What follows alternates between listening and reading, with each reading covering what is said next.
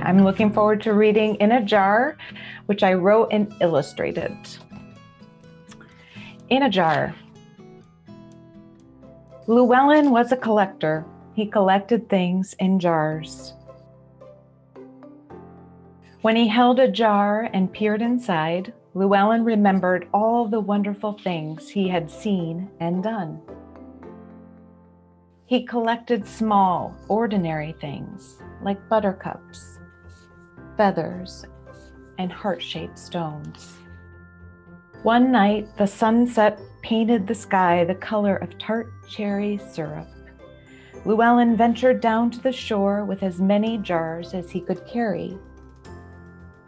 A little girl named Evelyn was there too.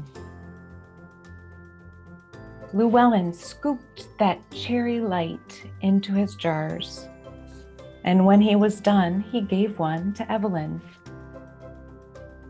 Evelyn took the jar home, and to her surprise, it glowed through the night with the memory of that sunset. From then on, Llewellyn and Evelyn collected things together.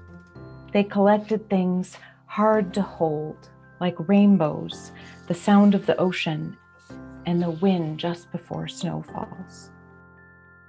They collected things you might not think would even fit in a jar, but somehow they did. They collected the wonders of winter,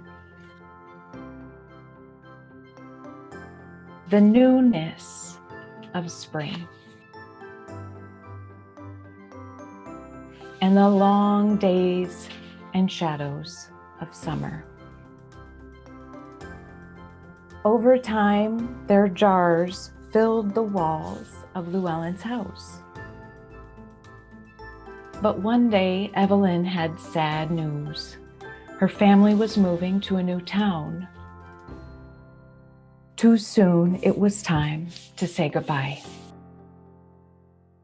With Evelyn gone, Llewellyn's heart felt like an empty jar. One night, Llewellyn lay awake. Falling stars glittered against the dark sky. He wondered if Evelyn could see them too. That gave him an idea. Llewellyn tiptoed out into the moonless night and collected the meteor shower in a jar. The next day, he prepared a package.